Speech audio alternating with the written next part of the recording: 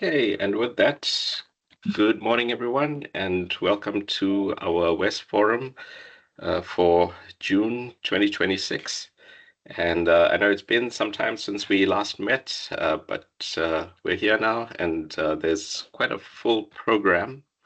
So if you look at the topics here, so we've got, of course, the DSTI tax incentives, the representative from Standard Bank, Joel, who'll join us a bit later.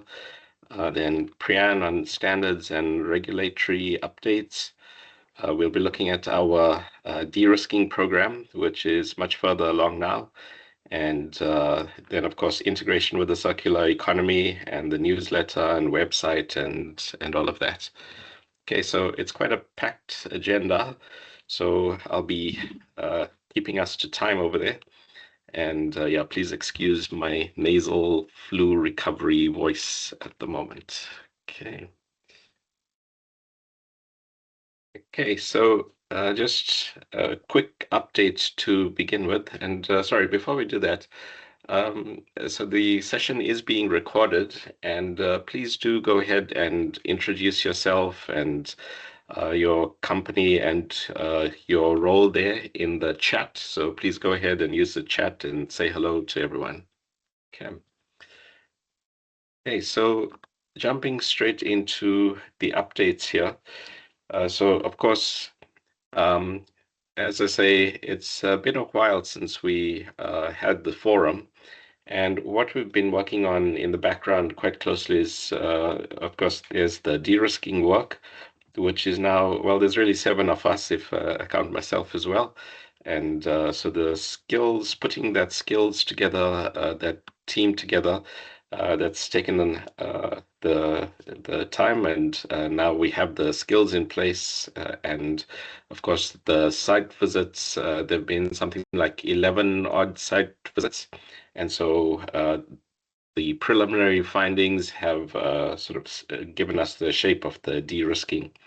And there's an agenda item where you'll get to meet all the members in the team and so on. So the de-risking work we'll describe in further detail. And then, of course, it mentions the financial modeling and the equipment procurement and so on that has been happening as well.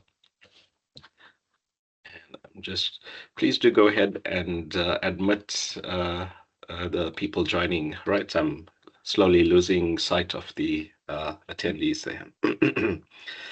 Okay, so there's that. And then Priyan, I believe there's some good news to share, but it's confidential, but you'll tell us what you can in the standards and accreditation side of things. And then there's further work on the circular economy integration and so on that has happened. And yeah, so there's quite a few updates to share, but those have their spots in the program as we go. So let's go straight then into our DSTI tax incentives. And with us, we should have Lena and Amanda from UKZN Foundation. So I know it's slightly earlier than planned for. Lena, are you ready?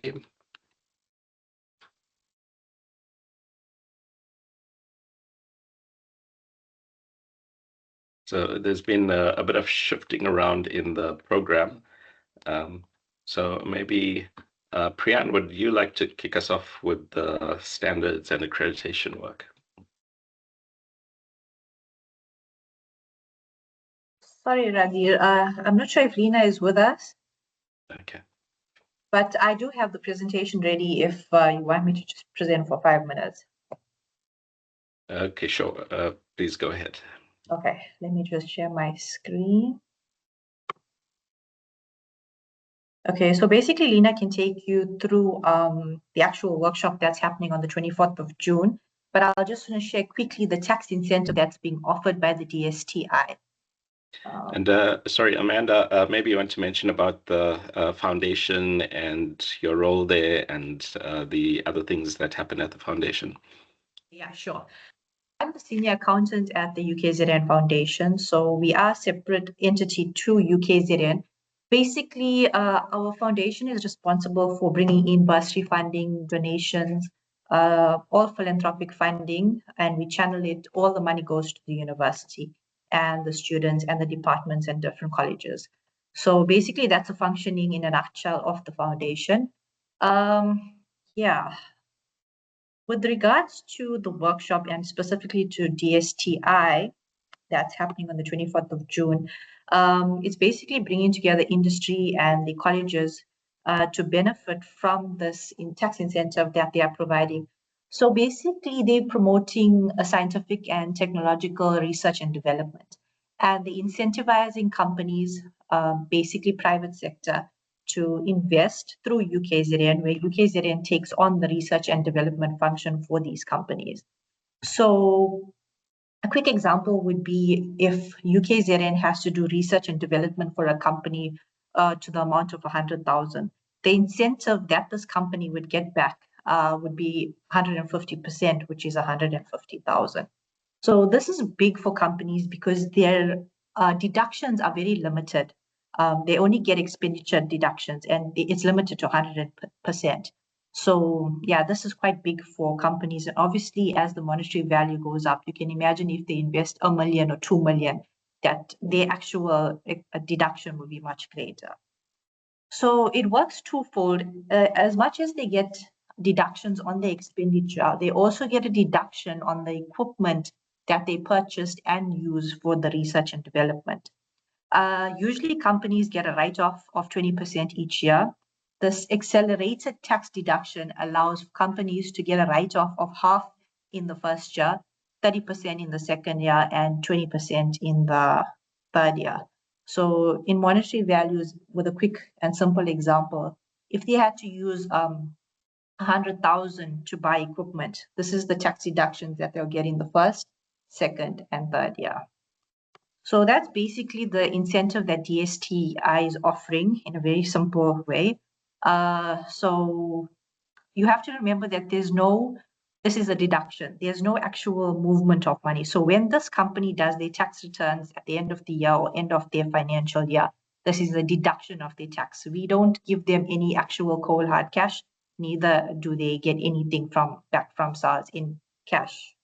And this would only apply to companies that pay tax. So your government entities, your NPOs, this wouldn't actually be attractive to them. So if a company doesn't pay tax, they basically won't benefit from this incentive. So yeah, that's basically DSTI in a nutshell. Is there any questions? So thanks very much, Amanda. Could you elaborate a bit on the criteria for accessing this? So it concerns research, so investment in research, and what type of institution and so on. Okay, so basically we're trying to promote UKZN. So any company that's looking for the key word here is basically new research. So new scientific or technological research, and it can be research into a product, a process, or a service. It doesn't have to generate a product at the end of the day. If you want to develop an algorithm, that would qualify. So it's important to note that also it goes through whatever project or process or service is proposed. It also goes through the DSTI board. And on that board sits experts in that particular field. SARS sits there, Treasury, as well as the DSTI representative. So they have their own criteria for evaluating the proposal as well. And is there a kind of standard application form or a kind of template that one would use to put it forward? Yes, there is. Lena has that. I'm not sure if she's shared that with you all, but she has one. Yeah, she has a Sure. proposal. It's a 3-pager. Okay. Yeah. And basically the crux of that is going to be shared at that workshop. So just to protect information as well, it's not the whole proposal that will be shared on the day. It's just an extract. Right. Okay. And is Lena here as yet? Yes, I am, Randir. Thanks. So, morning, everybody. you know what, you'll have the CA giving you all the rundown, not run around, but run down. So you'll have got the best information. I just want to touch, I just joined in 5 minutes. I thought my presentation was at 10:15, so forgive me. I just want to touch a few things, not much. I won't go through the entire presentation. Is that fine, Randir? I won't keep you Sure. long. Sure, please go ahead. Okay. Sorry, 1 second. So Jay will be with you in a second once Lena outlines. I think it's more about the event, Lena. Yeah, it's actually more about the event itself. Okay, so I'm sure Amanda has touched about the opportunities, the research areas, etc. And she's definitely given you all the rundown of the tax incentives. What I actually wanted to touch, so basically we are actually having a workshop on the 24th of June. And I have already, surprisingly enough, after my previous roadshow, already have academics who are engaging with industry who want to put the application before the 24th. So there's huge traction from academics. And even from the RSVPs we're getting from companies, startup companies, it's huge. I mean, I was actually quite surprised, both from the science, engineering, and agricultural science, and also from the health sciences sector. So what I'd actually like, if possible, I just want to share the, just tell me if I can see the website. So basically, just 1 second. I showed you all my presentation, but I actually want to share the website. Yeah, Okay, sorry, so Lena, this is, would you mind pasting it into the chat so people can just click on it from there? okay, no, I just want to show them where they can register. So I will put in the website address. Amanda, if you can put the website address on the chat, but I will. So you Okay. come onto the website, it has all the information that Amanda has actually spoken about. It actually even takes you to the application site. So there's the tax incentive from DSTI, the brochure, the requirements, etc. But also when you click on it, it'll actually take you into the application process. For the event on the 24th, please, there's a registration. You have to register in order, because we have limited numbers. So colleagues, if anyone would like to attend the workshop on the 24th, please register. Closing date is next week, Friday. In fact, because of the numbers, we're trying to actually bring the closing date further. So yeah, I think I've covered, and yes, the template, everything is on the actual website in terms of the application process, etc. So yeah, I think I'm covered. I will paste the website address in the chat box, Randir. Thank you, everyone. Great. I just Thanks, pasted Lena. it, Lena.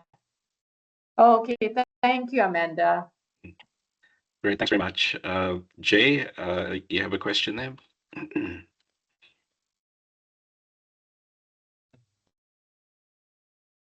Yeah, I'm just the issue with many investors in research is around the IP and IP issues.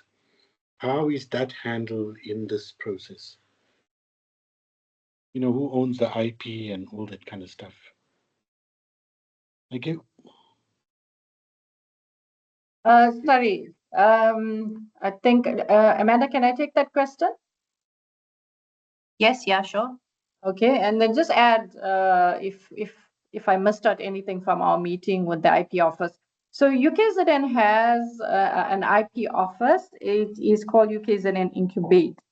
And IPs, as you all know, is agreements between the UKZN and whichever industry that come on board. Yes, they are willing to share the rights, but this is when you reach that particular position of negotiations. So yes, UKZN is very open in terms of rights, particularly if the research is coming from UKZN. But there's no standard form. There's no one shoe fits all type of thing. It's basically based on negotiations. I think that's what we gathered from our IP office. Amanda, am I correct? Yes, Lena. Yeah. Okay. Spot on. Yeah, I think that part needs to be made very clear. Yeah. Because if I am coming to you to say, I want you to do research on this innovation that I want, okay, I'm sure if I'm paying for it at full cost, the IP should belong to me. That's the, the what the legislation says. So I think you'll need to just get that part communicated properly. Because it sounds like if I'm now going to give you money to do research, you sit up and then you dictating around where the IP should sit. So I think it's a very fundamental incentive in this whole thing around clearing IP issues. Yeah, I agree with you, Jay. Like I'm saying, I've seen two proposals where IP was based on negotiations between the industry partner and between the researcher who was actually conducting the research. So UKZN is very open to that. And like I mentioned earlier, it's solely based on what each party agree on. I'm not sure if you know, we also, in terms of the actual contract or MOU, it goes through our legal office, both signed by both the innovator and the industry partner. So yeah, but I hear what you are raising, Jay. That's a valid point. So, maybe to add as well that the UKZN Innovation Office is looking at these different models of operation and at the spin out of companies and so on. So there's a bigger conversation to be had around this. And I guess it's early days in this program, and more of this will be worked out through. And I think it's important to, in a sense, start and um, work through the case studies and develop through that. Agreed. Yeah. Okay. Any other questions for Amanda and Lena? And can I ask a bit around the boundary between research and applied work? So, for example, sometimes there's test work that's done for a company, and then there's also work where it's pure research. Is there support on the applied side as well in this program? Amanda, I think I'll leave that to you. But from my side, I think they were very clear on routine testing, because Mariana had sent us well, I don't think it was similar. When it pertains to testing itself, just routine testing and no research involved, they do not cover. Amanda, am I correct when my discussion with William? Correct, yeah. So they don't cover routine testing. If those tests are specific to the research that was approved by the DSTI, then yes, it will be covered. 100%. Right. And of course, a lot of the testing we do, although it starts out in terms of providing results, it also leads towards research. So that's how we need to be careful to position it, that our testing is towards development as well. Mm. Yeah.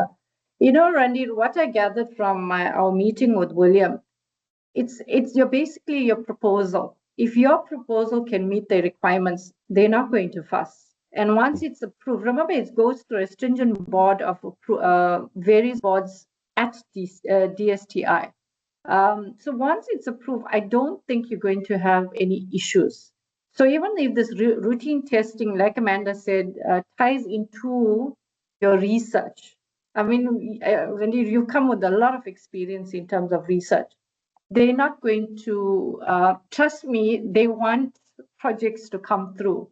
Bottom line, they want private sector to get involved in research. Hence, they incentivize. I mean, if you compare the Section 18A to the DSTI incentive, it's way 150% is way better than a Section 18A tax incentive.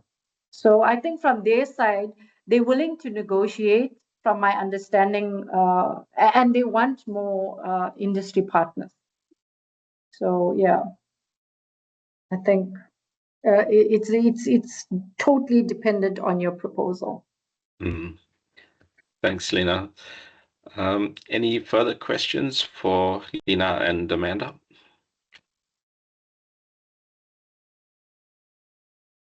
Okay, if not, thanks so much, Lena and Amanda. So I'm sure we'll be adding to that avalanche of applications coming through to you. I hope so. I hope so. I honestly hope so. But thank you so much, Randir. And thank you, colleagues, and have a good day. Thank you. Thank you. Thank you, everyone. Okay.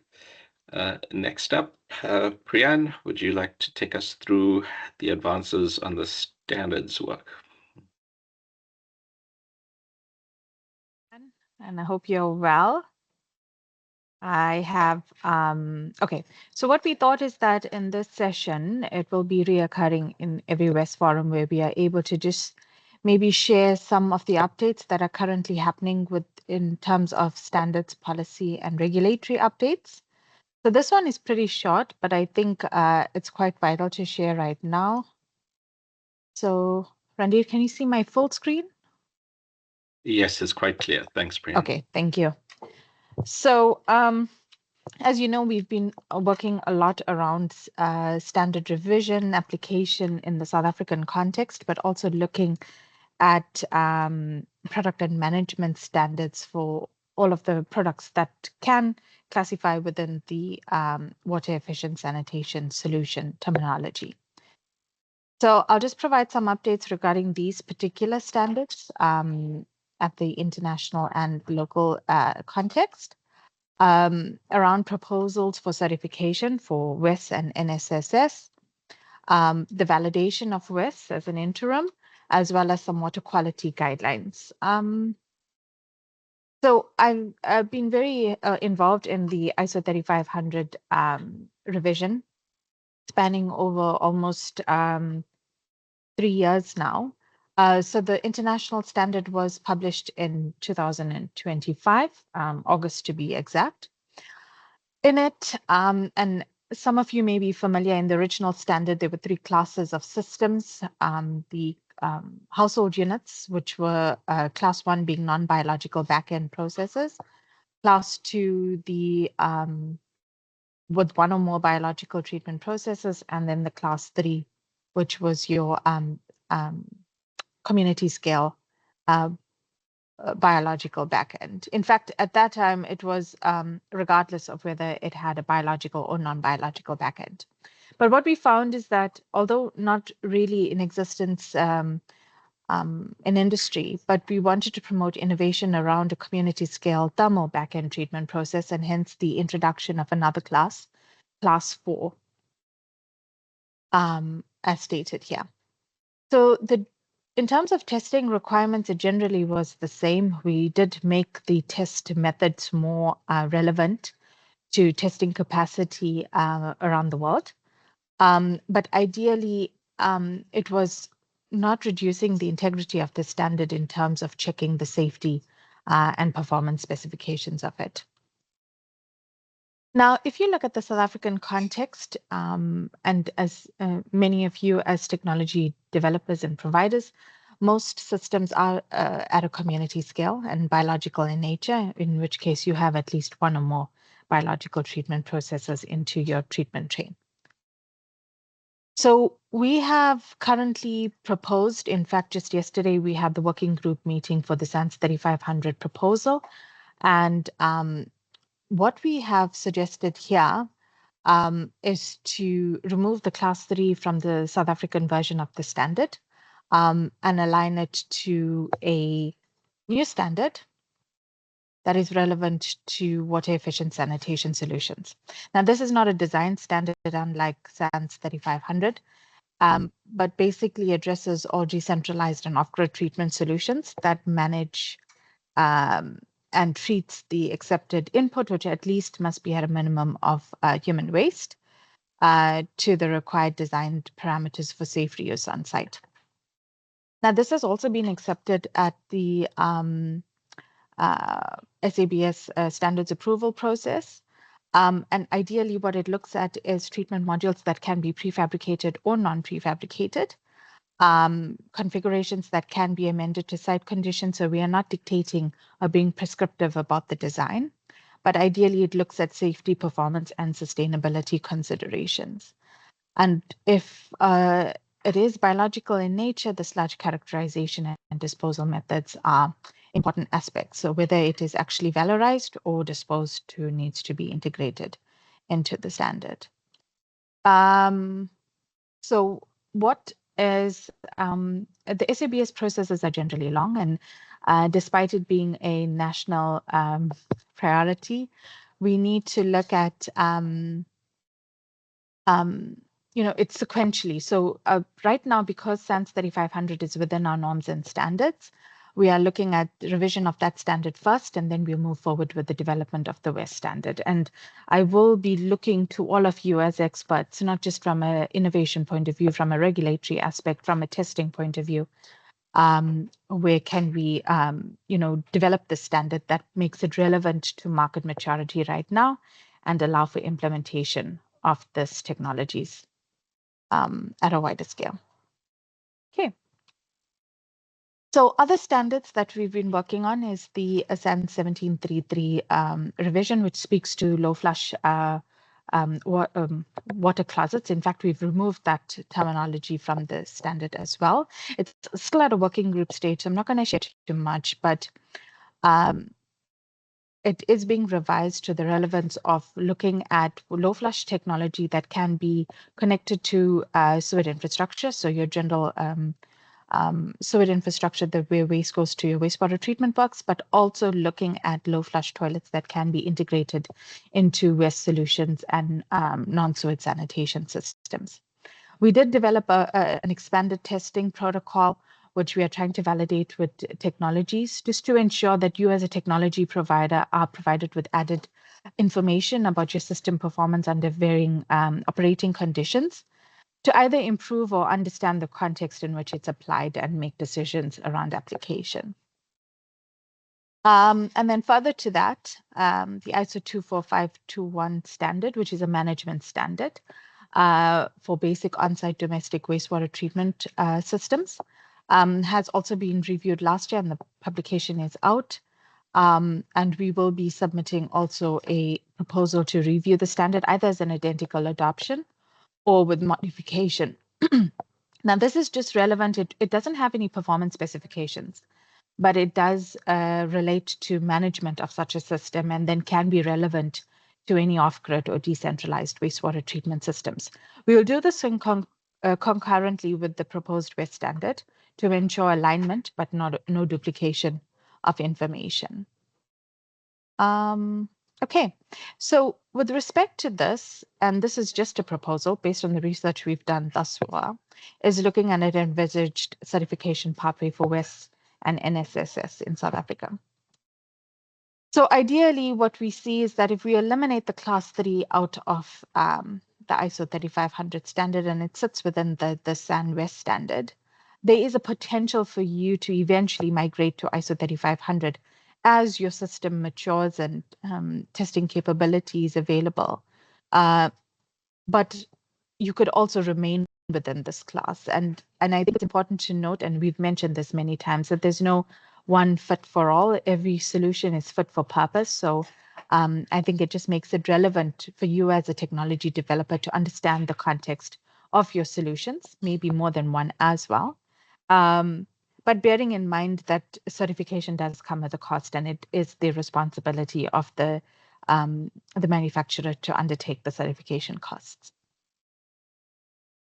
So in the interim, and I've liaised with many of you individually, was looking at how we can provide some sort of interim around the validation of WESS. And based on our experience with the EFT testing under SASTEP, we've learned a lot, and looking at what criteria that is relevant for us to understand system sustainability and longevity around where it's applied for different settlement types. So we are developing a proposal together with TÜV in Singapore. TÜV is a certification body, but also the project leads for the standards, ISO 3500 and ISO 31800. So I am not eliminating fecal sludge treatment plants as well. We're also looking at it and how we can, look at either modification of ISO 31800, but relevant to South African context. We do not want a situation in which standards become a barrier to trade. Okay. Now, within this framework, it's been developed, but very high level. It considers safety, performance, social acceptability, and climate resilience aspects. So we allow you as a technology provider to transgress between, structural integrity and operational stability towards more climate resilience in terms of carbon credits, and looking at more sustainable options even for your emissions. Um, Safety and performance is really dependent on, we're looking at it from the water quality guidelines. So it's not reinventing from new, but I think for you guys being out in the field and, really stress testing your solutions in certain contexts, the social acceptability is an important aspect in how the system is being used. But it's not just about social acceptability for me, it's also on the social resilience, how resilient your system is to the behavioral characteristics of the community, which can differ amongst various communities. Yeah. Oops.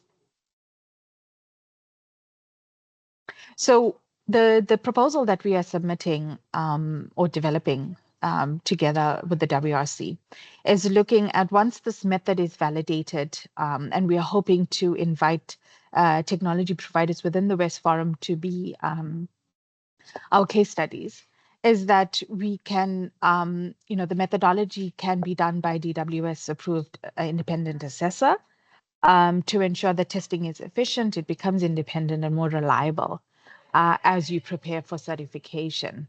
The de-risking team is doing a lot of testing, and their readiness, their data will help support around certification readiness. So you get an understanding as your technology is being tested, but also being improved, how far you are within the certification landscape.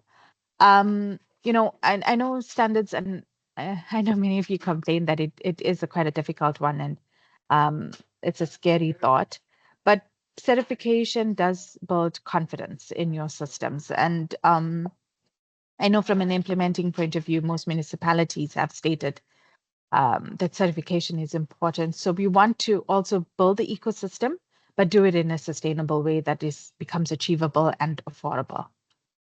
Okay. And then obviously in the validation, monitoring, and evaluation is important. Sanitation, and Val always says, is socio-technical systems. So constant monitoring and evaluation is very important from a public health and also operational perspective of how your system is operating. So that's it in a gist. We are looking at water quality. This is just an example. I just extracted it. But generally what we see is that WESS solutions are under 50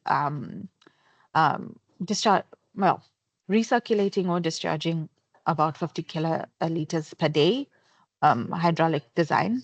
But, this is just some of the water quality, just in comparison, what parameters are actually looked at. We are still trying to map this out. But what we can do as UKZN and our testing services is evaluate your system against these various thresholds so that you as a provider can understand your suitability in different settlement types. And I stress that it can change in different settlement types as well. And then I just wanted to bring your attention to the RFI alert by the Water Partnerships Office. They have issued this now for a few weeks, and the closing date is the 19th of June. So I highly encourage you to go onto their a LinkedIn page, a website, and do submit your information about your various technologies so that we also understand what's out there. And then, that database of suitable technologies is created. Thank you. I'm open for questions. Thanks, Priyan. And you presented it very calmly, but of course, behind this work, there's a great deal of patience and frustration, and well done for bringing it to this point. So, yeah, please go ahead and raise hands for questions. I think most people are scared of me. That's why there's no questions. I think you just Okay. presented so clearly. This is well covered. Okay. Thank you, everyone. And thanks very much, Priyan. Also, Priyan, that we've got on our website, a number of people have submitted data there, so we've got that database available. I don't know if we want to support sending a joint or a bulk copy of the records. Of course, we'd have to consult with each company and just check that we've got the right records there, but that can be made available as well. Okay. Okay, next up, we've got Joel here from Standard Bank. Welcome, Joel. And just to say also a big thank you to Gerard from Mascam, who actually introduced us and started the conversation. And of course, as part of that conversation, we've been talking about various options around the financing of WESS and the follow-on work in terms of circular economy and so on. And of course, once you start this conversation, there are so many options available, but we've also managed to focus in towards uh, a kind of closer on product offering, a finance product offering that you'll outline just now, Joel. So please go ahead and maybe start with talking a bit about your work at Standard Bank, and then go ahead. Cool. Thanks, Randir, and good morning, everyone. Sorry for joining in late. Just by way of introduction, my name is Joel Boatre, and I'm part of Standard Bank Group, and I work specifically in the business and commercial banking space, focusing within sustainability and business ecosystems on what we call emerging sectors. And my role is to figure out new ways that we as a bank can start supporting what we call emerging sectors, which are not the traditional parts of banking that banks look at. So water is one of those key areas, and it's just looking at how can we support various players within the water ecosystem in trying to get solutions out into the market. So one of our key partners in this has been Gerard at Mascam, and unfortunately for Gerard, he's also what I'd call a crash test dummy for us. So we are using our relationship and how we help work together to also address some of the issues that I'm going to cover quite quickly today. And also further to that, in the conversations we've been having with Priyan and Randir, one of the things we've been looking at is we know what the issues are in this space, and we know that there's quite a lot of technology out there that's going to help support in solving some of these issues. So how do we make those technologies bankable? And the bankability is in respect of two things. One is on the side of the tech provider and getting it out there and helping scale it across markets. But on the other side, it's on the consumption side. So the end user of this technology, how are we going to help support businesses in being able to purchase these technologies that are out there? So I'm going to share I'm going to share a slide deck with everyone, and this just gives a high-level view of where we as a bank are going and what we're thinking of. As you know, it's still something that's relatively new, not just to us, but across the various markets. And we hosted Jay and the DPO a couple of weeks ago, and one of the things he did say also helped trigger a lot of the thinking we're putting into this. So, Randy, I can't see any hands, and so if there are any questions, if I may ask for them to come through towards the end. What I'll do is just run through the presentation itself and then give everyone an overview of what we're trying to do and how we as a bank look at it. So just to start off, I think what is important is we as a bank have developed a strategy looking at how we finance, under finance water efficiency projects across Africa. So for us, it's not just a focus on SA.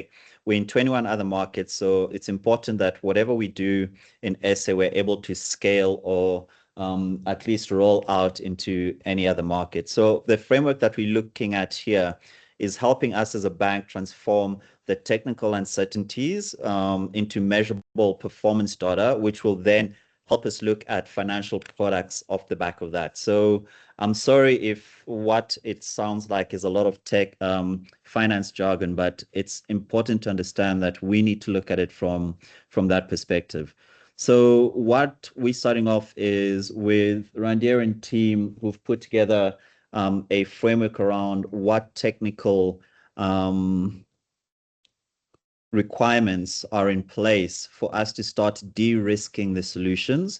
That's where we start from. We've also put here in those three big blocks you see what sort of client groupings we're looking at. So I think in our space, it's important to understand that we have a big suite of commercial clients who are going to start being impacted by water or have already been impacted by water. We also have a small to medium enterprises number of entities that we also need to serve. And what I've left out on the far right there is just because of the way things are today, looking at how revenue goes into certain entities and that certainty around the revenues. There's some entities that we have restricted appetite around, but we're also thinking about partnering with development finance institutions or donors or CSI even as a way to help de-risk some of the ability of those entities to be able to afford the products or to be able to fund from a CAPEX perspective some of the technologies that you guys have been discussing. So if we look at this, the only important thing to say here is, although historically we've been looking at a lot of these solutions as unbankable, what we're trying to do is by introducing what we're calling the de-risking bridge. So it's a way for us to start looking at some of these technical requirements, having an understanding of the performance that is linked to that. We're then able to better measure and put in place metrics we can measure against to make it a bit more bankable. And I'll cover that as we go a bit more forward. If we look at it from as a bank's perspective, we'll start from the left and move to the right, and how we think about de-risking this whole process. When you start in the left, what you tend to get is a lot of the technologies that are introduced to us, we are unaware of, so it's still brand new, so they're unproven. When it comes to that, there's an absolutely zero chance for us financing it because there's no way of assessing the reliability, the quality, all those other factors around the technology itself. So we need to start moving right and thinking about how we start de-risking these technologies. So the first phase is around getting these technical elements in place and understanding how we measure and mitigate against these technical risks. Once we get some comfort around that understanding, then you start seeing that they start being a little bit more attractive from how we as financial institutions think about financing it. Then you need to lay on top of that some performance elements, and be it through IoT devices, however way you want to monitor, report on, and verify what these actual performance targets are. It's very important for us to start understanding what they are. So having that performance overlay makes it a lot more financeable, but again, it becomes selective. Then now when you get to that part where the monitoring is embedded and you have the performance targets as well as the data to go to how it's meeting those targets, then we can now start putting proper financial or financeable structures around that. And what you want to get to is a level of maturity where all the assets that we're starting to look at, so these are the various technologies that need to be deployed out into the into the markets, have this ability to monitor and track what that performance is. Then we start developing replicable portfolios, and we can now start scaling that across markets. So the important thing for us in working with the Rendiran team is understanding, is there a framework that they can provide us to help us de-risk the technical elements of the technology risk, and convert that into observable asset performance. Once we start getting that in, then it becomes easier for us to start selling it across our various risk functions in the bank, who then allow us to let money leave the organization. I've just put this pyramid in place. This show you how we start thinking about this de-risking element. So starting off with the engineering. So we don't know the technology. We don't understand the technology. So we need to partner with someone who will be able to tell us whether or not it will work. Then the next place is, okay, we can tell it works, but will it actually deliver the performance that it says on the packaging it actually will? Again, that technical support or that technical partner is then better able to help us understand that can it deliver question, and then also how we monitor that performance piece. So can we observe it? And then once we're comfortable with those and we start putting the structures in place and we start looking at who's actually going to pay for this technology. And there are two ways to look at it. So one is, do we fund the technology provider who then goes out and searches for a market themselves? So here you're helping to fund the manufacture of these technologies. Or you come from the other side and say, we have a client base who need these solutions. They need to come to us and apply for asset financing. And through that asset financing, they then reach out to the provider, the technology provider, who's then able to offer that product. So both ways work, but I think what is easier for us is because we know the third parties, we know the end user. From a commercial risk perspective, it's easier to take that risk, as most of them are already clients of ours. However, if we are comfortable with the de-risking process and we get comfortable with the technology, and I think that's what the WESP program is supposed to help us get comfort around, then we can also help fund the technology. But it's still early days, and we need to figure out what the best structures to look at this are. I just put this slide together just to give you an understanding of how we then start looking at the risks associated with who we need to fund themselves. So this is the end user of the technologies you are discussing. The last two, especially in SA and how we are trying to wrap our minds around municipalities and how we support municipalities. As it stands today, it's very difficult for us because there's that issue around the consistency and reliability of revenues that are able to support the technology. So from a municipality and also where you have community-driven initiatives, that's a bit hard for us to look at right now. But then we're starting to think about how we partner with development finance institutions, how we start working with corporates to think about the CSI targeting that they have. So a lot of businesses have CSI budgets, but they're not all clear on an annual basis what they're going to do with those budgets. So we starting to think about how do we play a role as a corporate and not just as a bank, in working with a collective of corporates to start saying, let's put our CSI funding towards, our CSI budgets towards the funding of water initiatives across the communities in which we're in. So that is also something new, and it's something we're starting to play around the structures around. But as you can see, the bottom two is where a lot of that will start playing an impact on.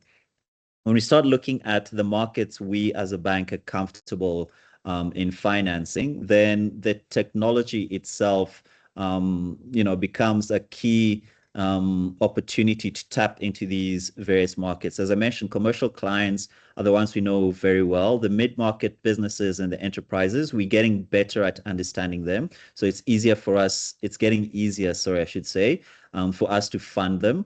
And then the residential pools are both looking at it from a homeowners association perspective in estates, as well as, sometimes you do have individuals with big enough budgets to want to buy some of these technologies you're providing. So also, how do we think about supporting them? I put this mainly to also show an evolution of how we as finance institutions think about the evolution of financial products.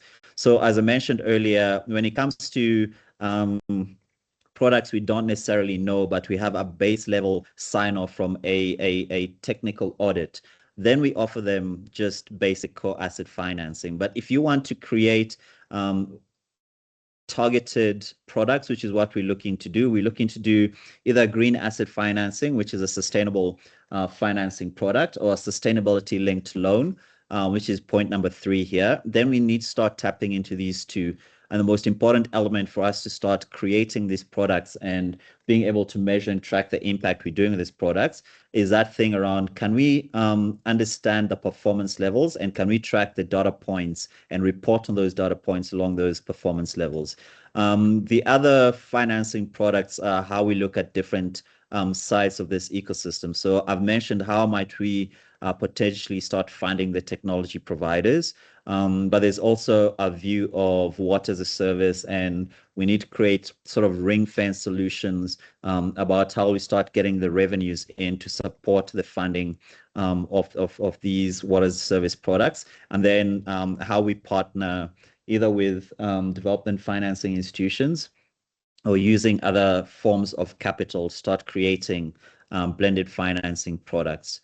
I'll share this with Randir for you guys. I'll just need to remove the branding, but I'll share it with Randir as well so that you can consume it at your own times. But this is generally just giving you an idea of how financial institutions then start making decisions around how or whether or not we're going to support either the client or the technology in getting to full financial support, basically.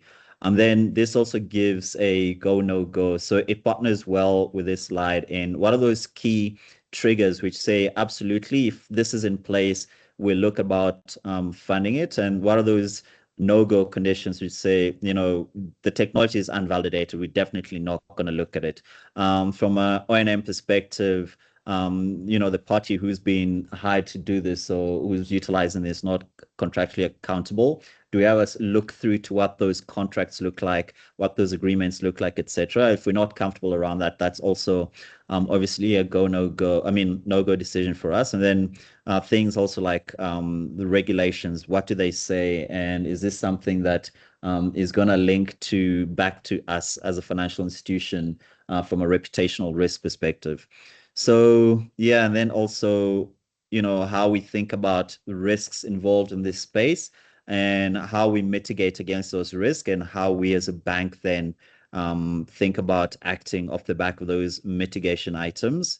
And this also further gives more support to the risk you see here, which would fit into this space, and then how we respond to that. And then lastly, going back to that pyramid and the first slide I showed about de-risking from left to right, it just shows how we go about thinking where we can play a role and how we can support the various products, so the technologies, as well as the businesses wanting to utilize these technologies, and then what sort of products we start putting in there. So the margin is the interest rate that they get. It's either stays or reduces depending on what the technology is doing for them and how those KPIs that we're starting to look at from a performance perspective are tracking. And then triggers are if on a monitoring perspective, one of them gets breached. So, from either a quality perspective or a downtime perspective, whatever those performance metrics are in the agreed contract, if those are triggered, then, the impact is going to be on the person acquiring the asset. So this is the end user, but they're also what we call clawbacks to the technology provider. So if the technology fails, it fails the end user, which has an impact then on the funding. Then there are contractual clawbacks from the end user to the technology provider. And we also have a view of that. So sorry, it's been quite a whirlwind, but I just wanted to share some of the work that we are looking at in partnership with Randir and Priyan, and how we think about making it feasible for a lot of what you guys are discussing within the WESS for the tech forum, sorry, in the WESS space, to make them more financeable or bankable assets. It's still early days. There's a lot of refinement that needs to come into place, but I think the positive thing is as banks, we're starting to take this quite seriously, and we're putting in place the products to help support what you're discussing here. Thanks, Randir. Thanks so much, Joel. That's really exciting.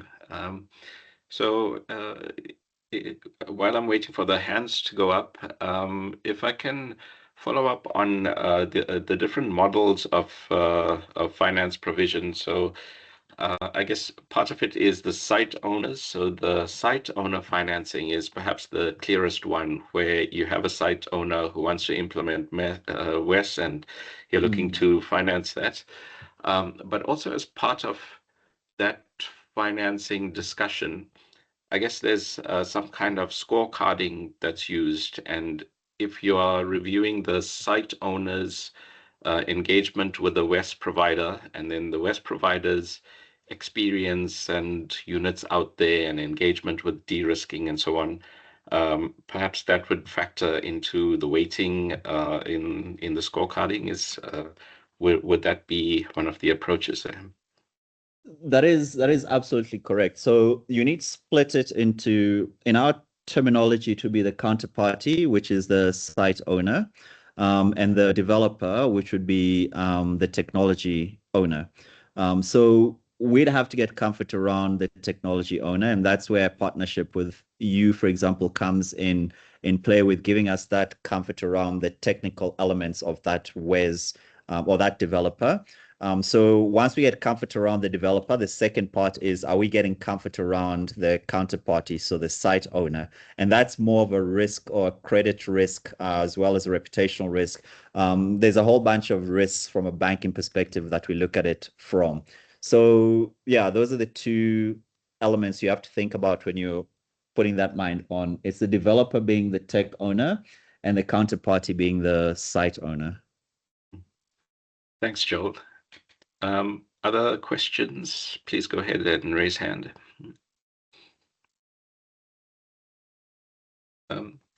We can also, sorry, Randy, we can also do this if they can email you their questions. I see from Priyan's previous question session as well, we have a shy bunch.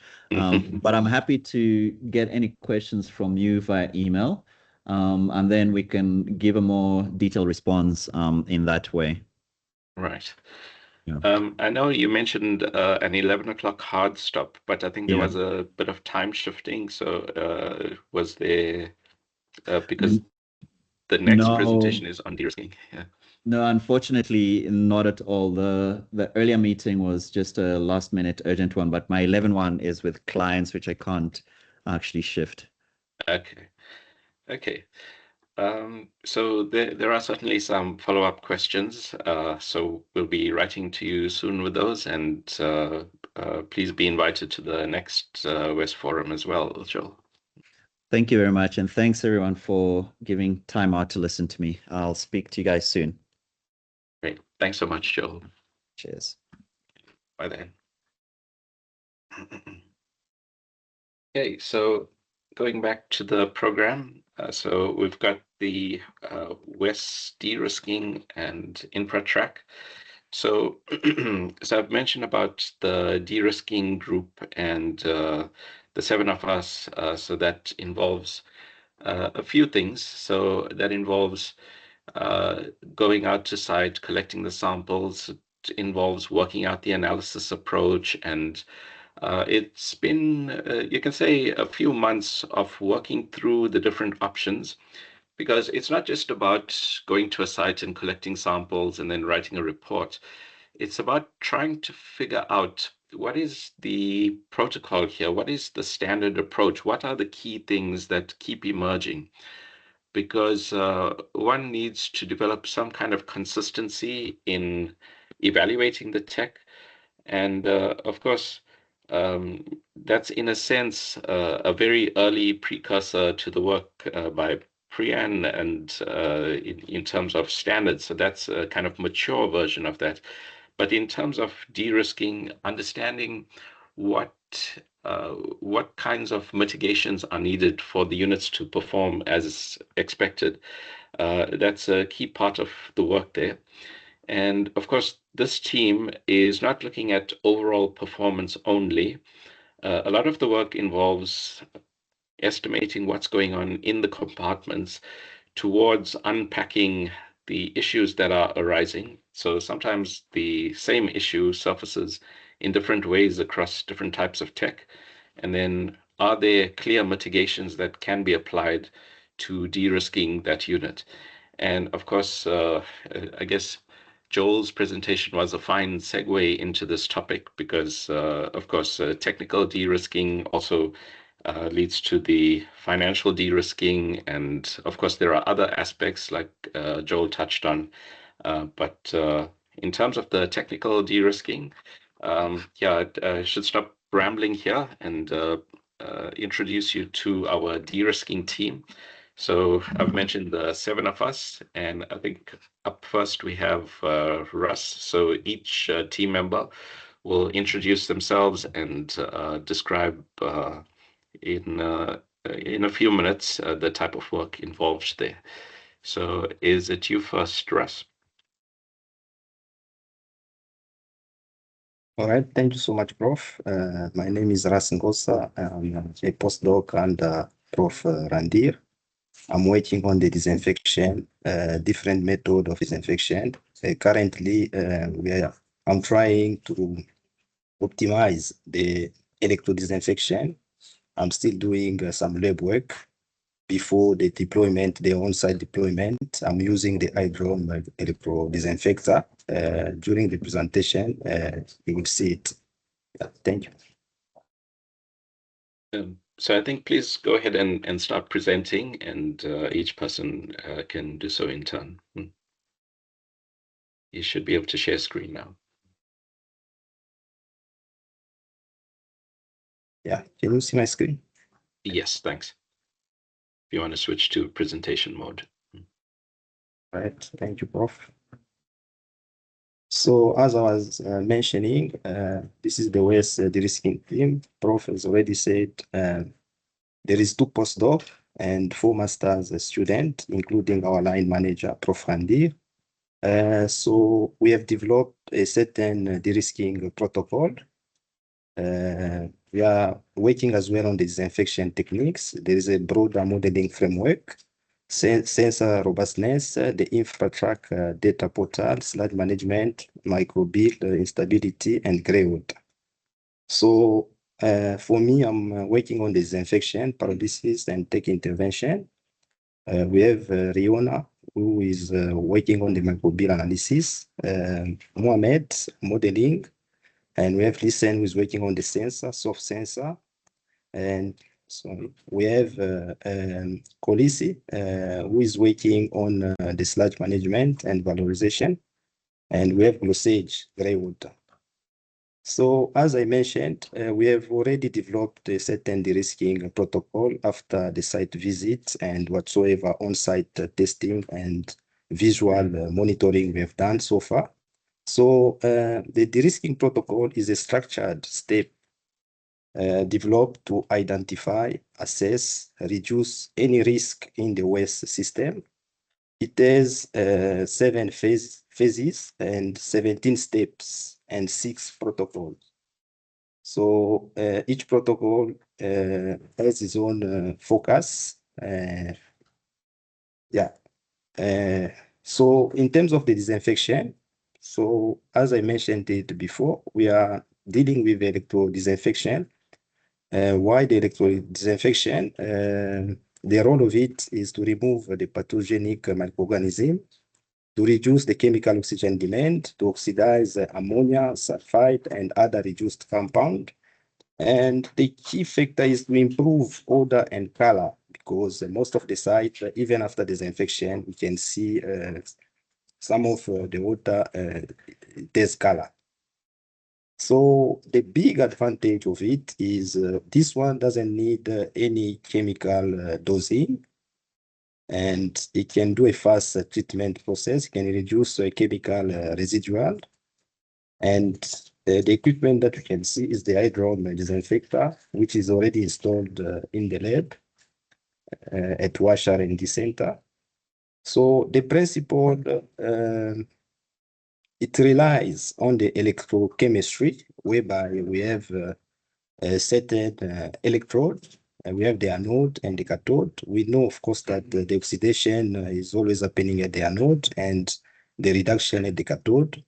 So by applying a certain current, since the water contains certain dissolved salt, like chloride ion, so by applying a certain current density, we can get some of the disinfection species, such as the hypochlorous acid. We can get as well the hydroxyl radicals, ozone, hydrogen peroxide, depending on different parameters such as the current density, pH, the voltage that you are applying, even the concentration of the chloride ion into the water. But we are aware as well that once we have the chloride ion in the water, it can create some of the disinfection byproducts. So we are working on it in order to optimize how we can produce the disinfection species only, and avoiding to produce some of the disinfection byproducts. So the way it works, once we generate some of the oxidant elements, those oxidant elements can damage the cell membranes of the pathogen. It can oxidize the protein and enzymes and destroy the DNA and RNA. It can disrupt as well the metabolic process. So our goal is to produce only the hypochlorous acid and avoid to produce those disinfection byproducts. And yeah, this one can also play a role as a diagnose early warning system, whereby we know, of course, that in the raw wastewater, once we have the ORP, which is between -100 and +100, it will show a high organic content. Anaerobic digester, this is the range for the ORP, and you can see for the electrodisinfection is plus 650 to 900. So once you apply a high current, yes, you can produce a lot of oxidant that can deactivate the cell for the pathogen. But by applying that high current, you will produce as well the disinfection byproduct. So we are working on it so that we can find out a certain optimum condition which can allow us to avoid the production of the disinfection byproduct. So after that, we are dealing as well with the modeling part in order to assess the performance of the WESS system. So Mohamed will explain how to do those modeling and how it works in the WESS system. Mohamed, over to you. Good day, I'm Mohammed. I'm a master student at the WESS Center. I have put together a settler model. This model uses particle properties like particle size and density, as well as the flow rate to determine the settling efficiency of a primary settler. This model uses Stokes' law for maximum settling velocity per particle size. There's a correction with key changes settling in the high concentration zone. And additionally, flocculation is also factored into this model. Tanking series has been integrated into the model, as well as sludge bed growth.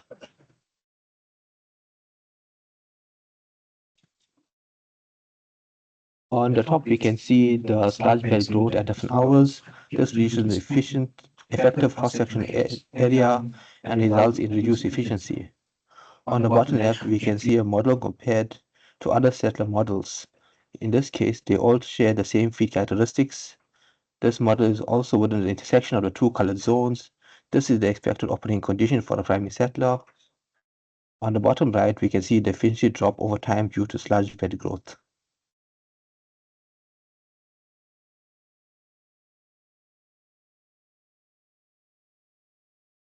Next, we move on to the biological reactors. I have chosen the ASM2D and UCT ADM1 as the models of choice.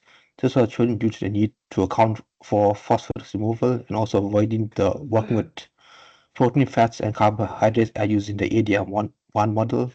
The models use kinetic like mode and contours kinetics.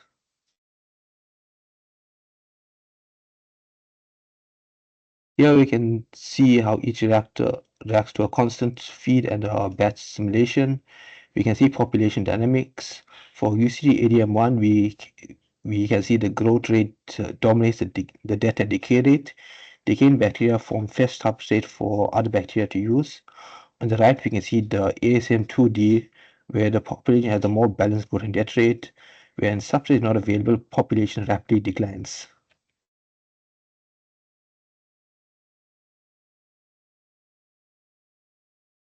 Next, we have residence time distribution. The model of choice is tanks in series. This is used to model imperfect mixing. This requires the tracer testing and sampling at exit. We're looking at using salt, lithium, and stable isotope hydrogen and oxygen as tracers.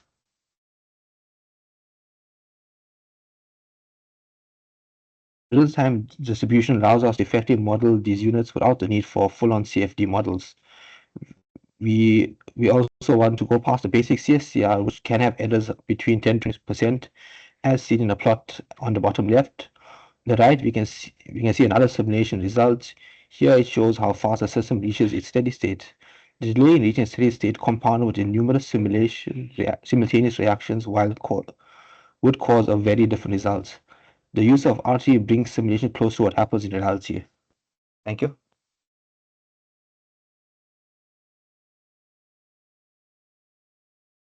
Yeah, now the water quality monitoring using the sense and soft sensors. Listen, over to you.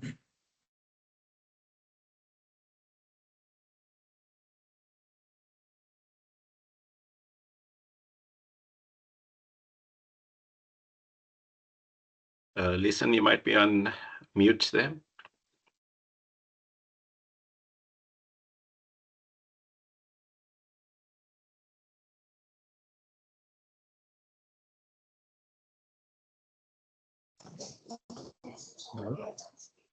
Okay. Can you hear me now? Yeah, that's good. Thanks. Okay. Hi, everyone. My name is Lisa Naidu. I'm a master's at Bosch R&D, and my work's on soft sensors and sensor technology. So here we're looking at real-time monitoring of WESS systems using low-cost commercial sensors and soft sensor models to enable WESS performance monitoring, as well as predicting system failures, faults, or interruptions in your system performance. You can see some examples of physical sensors below. Some include conductivity, pH, total dissolved solids, and turbidity.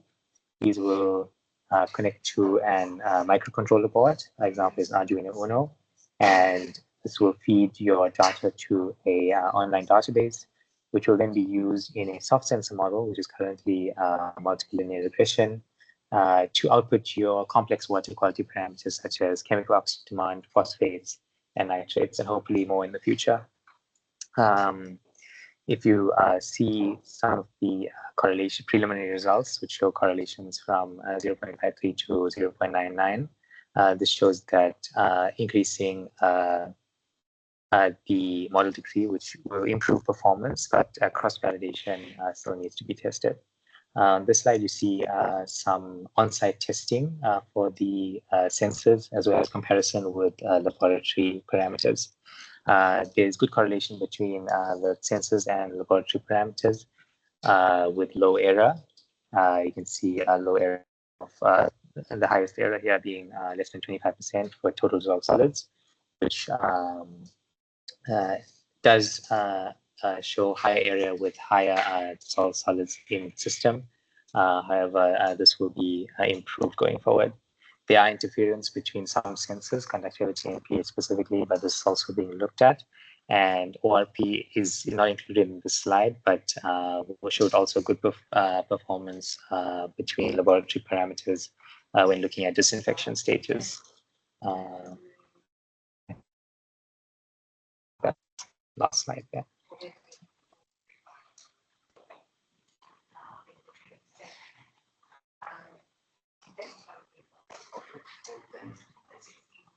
Thank you so much, Listen. Now we will go to the sludge. We'll go to the waste sludge management.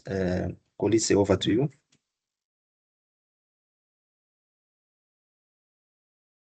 Greetings, everyone. I hope I'm audible. My name is Nkolisi Vundla, and I'm dealing with the sludge management. So, as we can see here, that from this sludge, it basically provides an overview of the sludge management component of the project. So the aim is basically to understand the sludge behavior within the WESS system and develop practical management strategies. So the first step of the project is basically sludge characterization, where we measure parameters such as the TSS, VSS, COD, SVI, and the TSVI. So what these parameters essentially do is that they help us to understand the concentration of the solids, the organic content, as well as the cycling characteristics of the sludge. We then assess the cycling behavior and potential bulking issues. So we understand that poor cycling can negatively affect the system performance. The microscopic analysis is then used to further investigate the sludge structure and basically identify the microorganisms that may be contributing factors to bulking or poor cycling. Then another key component is the sludge accumulation monitoring, where we track how sludge levels change over time, basically using the sludge charge measurements. Then this information generator will then support the selection of a suitable treatment and valorization option, which ultimately contributes to a decision support framework for sludge management in WESS systems. Yeah, we see from this sludge, which basically shows over a workflow that links this. Could you go back to the, okay. Oh, no, just move on to the results slide, the results slide. Oh, yes, I wanted the integrated workflow. Yes, integrated workflow.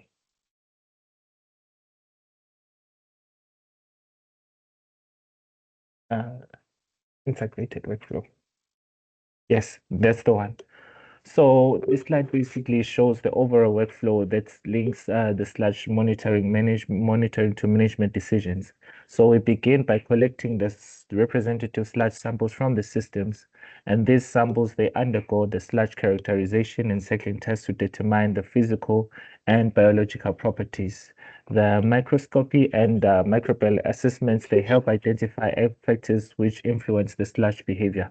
We then quantify the sludge accumulation and evaluate how the system is performing over time.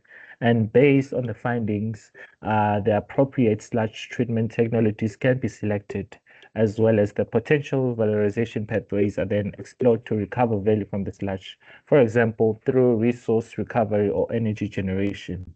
So the final outcome is improved WESS performance and reduced operational risk through informed decision makings. Let's move on to the next slide, which shows the sludge characterization results. Sludge characterization results.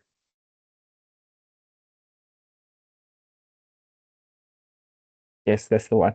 So from this slide, we can see that based on the samples that we collected, which were then taken into the lab for analyzation, we can see that from the different sites, you can see that we can determine that site 2 had the highest CS, VS, TSS, VSS, and CODs values. So the COD concentration of approximately 97,400 milligrams per liters. So it indicates a very strong organic load for site 2. And then the VSS concentration was also high, which suggested a large amount of active microbial biomass and biodegradable material. So basically these results, they indicate substantial sludge accumulation and a greater risk of operational issues. We see for site 1, if we look at the site 1 results, they showed moderate concentration of solids and organic matter, suggesting some sludge accumulation, but at a much lower level compared to site 2. Then site 3 had the lowest concentrations across the most parameters, so basically indicating a relatively stable sludge condition and less accumulation. So overall, site 2 appears to be the priority site for monitoring and intervention due its elevated solids and organic loading. Then we move on to the sludge charge results. So So to complement basically the laboratory analysis, sludge accumulation is being monitored using the sludge charge measurements. So the current measurements, they indicate the black water that we collected from the black water conservative tank, that approximate to 4 centimeters of the sludge depth from the septic tank, 16 centimeter in the center and 12 centimeters at the edge. So basically how the measurements are taken is that they're taken at the edge of the tank, as well as in the middle of the tank for the conservative tanks as well as the septic tank. So the septic tank and grey water conservancy tanks, they currently show the high sludge accumulation. Then we move on to the monitoring plan. So at this stage, the sludge levels are not yet critical. However, the accumulation is expected to increase over time. So to better understand the accumulation dynamics, the sludge depth measurements will be collected every Wednesday, and the objective of this is to establish the accumulation trends and also to identify any rapid increase in sludge levels and determine whether intervention or desludging may be required. Thank you. Yeah, thank you so much, Police. Now we will go to the microbial. Riona, over to you. Thank you. Am I audible? Yes. Okay, great. Thank you so much, Russ. So my name is Riona, and I will be presenting the microbial part of the system. So for the WESS system, we are developing a rapid microbial diagnostics framework to assess the microbial activity of the system. So traditional tests take well over a month in the lab. Hence, herein, we would like to diagnose the biological efficiency of the system quickly in order to facilitate immediate intervention should it be needed. So for this, I'll be presenting one of the sites that we have assessed. So these are the tools that we use in the framework, which gives us a practical way to identify working units, stressed units, and units that need immediate intervention, along with linking this to operational decisions and next steps or mitigations that need to be applied. Next slide, please. Okay, so I picked a few diagnostics to discuss. So for COD, so for the COD diagnostics, we were able to determine that for the grey water line, microbial efficiency was sufficient since they were able to metabolize the substrate. However, for the black water line, it was clear that microbial metabolism of the substrate was diminished with residual COD persisting after chlorination. Hence, the organic load was not completely removed, as you can see in the graph, as well as in the green and orange blocks. Next slide, please. Okay, so for the ORP, this is oxygen reduction potential, as Ross had shown previously. So the ORP indicates whether the compartment is aerobic, anoxic, anaerobic, or strongly reducing. So this gives us insight into is the microbial community performing the way they should in a specific compartment. So if you look at, for example, D21 and D27, we can see that it is working. At first glance, with D17, we can see that it is strongly reducing, which is expected at the ABR outlet. But once we pair it with the other tools within this diagnostic framework, we quickly come to realize that the high TSS and VSS suggest sludge or biomass carryover. So this is immediately a red flag. Next slide, please. Another diagnostic tool is the TSS and VSS. So TSS shows us the suspended solids and VSS shows us the organic or biological solids, which is linked to the sludge and biomass. So essentially, individual diagnostics, as we're walking through this process, you can see that the individual diagnostic tool cannot provide a solution, but collectively they can give us insight into the microbial profile and its performance. So here we can see that the highest TSS and VSS in the data set is in D17.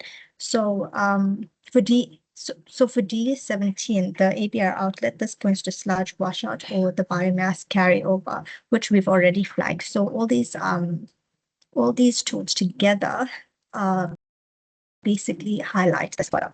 So it also tells us what's working properly. So for D18, for example, we can see that the UF module is removing suspended solids effectively. Next slide. Okay, so this brings us to the traffic light summary or the robot system. So based on the few diagnostic tools that I have presented, what we're looking to do for this framework is essentially classify each of the compartments into different categories. That is it working? So is it stable? Is it orange or amber, where it needs monitoring, or is it red, where it needs immediate intervention because it is close to failing? So if we look at the black water line for this system, you can see that D17 is failing. So the microbial activity, there's actual it's releasing sludge and biomass. So the other compartments, once we fix this compartment, by default, the other compartments will the efficiency will improve. With the gray water line, we can see that there's not complete failure, and the gray water treatment and downstream solids removal is working. So the whole point of this framework is to establish mitigation steps as well. Please can you go to the next slide? Okay, so essentially what's going to happen is after the engineers have actually implemented the robot system, so we can see exactly which compartment needs intervention. Thereafter, we go to action, reason, and decision. So that is the what, why, and how. So what is the action that is required, so what is needed, and then why we're doing that, and how to do it. So for example, we know that D17 is close to failure. Therefore, we know the action needed to be taken is to inspect the ABR outlet and sludge blanket. The reason is because D17 suggests ABR sludge biomass carryover, and this conclusion was reached due to a multitude of the diagnostic tools combined, not just a singular tool. And then the decision, or how can they mitigate this? So that is to desludge or correct outlet flow if confirmed. So that is the process that we're moving toward. Thank you. Thank you, Riona. Now we are moving to the grey water treatment. Glosage, over to you. Okay, thank you so much. I'm Glosage Kaninga, dealing with the grey water. One thing that we should know of grey water is that it has a very large over domestic wastewater. So dealing with it was one of my priorities, in my work. So my work is to basically design a set of grey water treatment based on different aspects and different operation of the grey water. So many times people rely on the single treatment to treat grey water, but sometimes the single treatment does not give a good outcome. So you have to consider as well, including other treatment in a grey water for it to be multi-treatment basically. So as the starting point, first I have to characterize my grey water. I will have to characterize based on existing parameters such as TSS, COD, BOD, nutrients, surfactant, pathogen. And now I will now have my benchmark multiple units operation. And then I will quantify the removal efficiency, confirm treated effluent meets, if it meets maybe quality for toilet flushing or maybe irrigation and other things. And also consider the cost, because grey water, the aim is that it should not be that costly compared to normal potable water treatment. Next slide, please. Okay, so my work is divided into two phases. The first phase was to first survey multiple grey water site across diverse household type, and then to characterize the grey water. And the second phase will now be to build my multi-barrier experimental testing, which I will have now to test the grey water based on the efficiency effluent. Now, in order for me to start, I first had to characterize grey water. Next slide, please. And one of the way to characterize grey water, I first had to have a decision tool, and my decision tool will consider all the parameters such as turbidity, TSS, pH, COD, TN, oil, grace, surfactant, EC, E. coli. By looking at all those parameters and having literature values, I will now know what are the possible outcome, what quality of grey water it is, and what type of treatment should be applied to the grey water, because sometimes people only focus or do not do the characterization of the grey water and straight install maybe natural based solution or engineering biotreatment or a hybrid treatment. So this decision tool will show to us what are the limitations of the grey water. Is it suited for biotreatment? Is it suited for NBS, or is it suited for hybrid? So it is a Python code and as well an Excel sheet. So when you introduce your values, it will show you what are the parameters that you should pay attention to, what are the things you should emphasize to, and what type of treatment should be applied. for this. So the expected result is the site data catalog, influent variability data set across all survey sites, percentage removal per barrier and overall trend, log reduction, and best performing treatment configuration under variable influent condition, such as percentage removal, all of that. So in conclusion, this research moved beyond single barrier approach by examining real-world correlator sites and experimentally comparing multi-barrier treatment configuration to identify the most suitable, reliable, and cost-effectiveness solution. Thank you so much. That's all on my side. Thank you, Joseph. So all the work are part of the de-risking team under our line manager, Prof. Randir. These are the work that you are doing. Thank you. Thanks very much, Russ and team. And in fact, I'd like to just follow up here on InfraTrack, which is the platform that has been introduced at this forum before, but this is now where we are integrating our data streams. So this map is actually of the actual sites that are deployed at different points in the country. And what we want to do, so currently we've got the locations of sites and installations and so on. But what we want to do is, in a sense, make these sites come alive with the data streams that tell us about the operation and so on. So, so this, I think, here there's some assumed data, but as we progress through integrating our data streams and the reporting, then it becomes a living record of that the sites are operational and so on. And of course, there's some selection involved in terms of for whom the data is intended and so on. But a number of the team have mentioned about a decision framework. So this is, in a sense, showing how that works. So you've got all the data from the different test methods, and of course, as a raw set of numbers. And then in the first pass, like Riona showed, you classify some numbers out of that.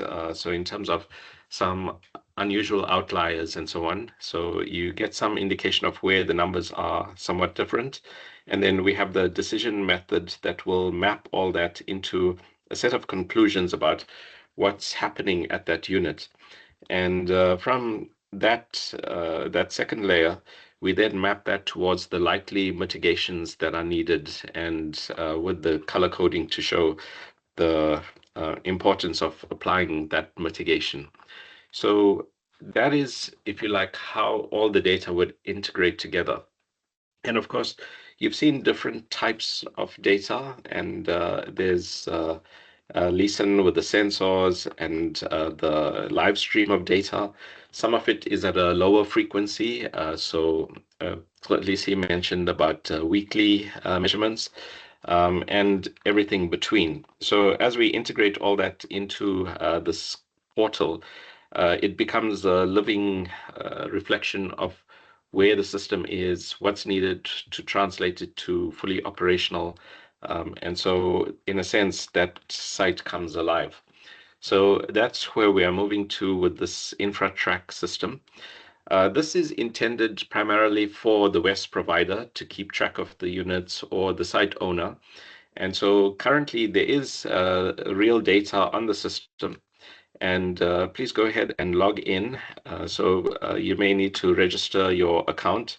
So there was a previous version of this that had been released where there were some account issues and so on. So you should have a much smoother time of it in this updated portal. So go ahead, register your account, and then you will need to request access to one of the companies that are listed there. So then as the company owner, you would then have access to your data. So our reporting, yes, we do email reports, but increasingly it will be integrated more into the platform where you can see the decision flow and so on. So let's pause there. Any questions or comments so far?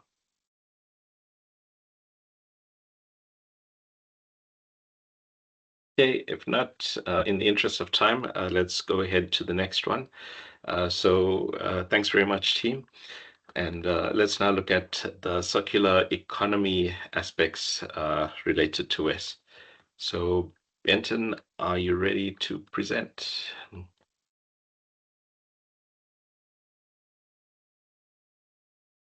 hear me? Okay, please go ahead. Yes, Randir, can you hear me? Yes, I can hear you. Thanks. Okay. Thank you. So I'm joining with Tabiso from the meeting room.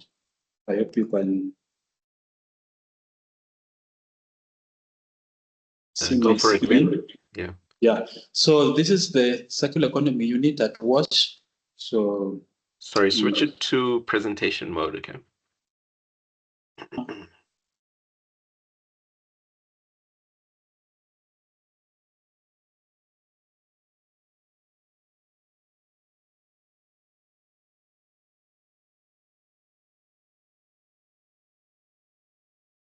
okay, just a minute.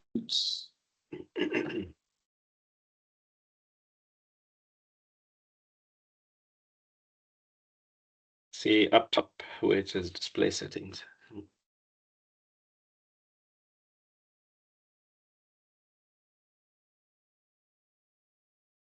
Okay, I'm just trying to share. Yeah, when it shares, it will put you in the wrong mode, but there's a up top you'll see display settings, which will let you switch to presentation mode. Okay. No, it's what it's. But you know all that, Ben.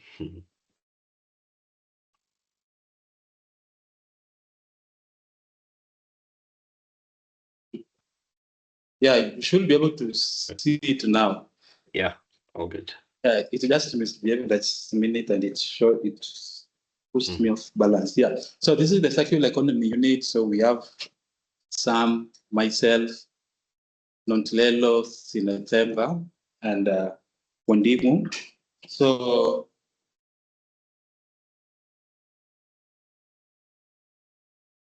for the WESS support, we are mainly focusing on slide management.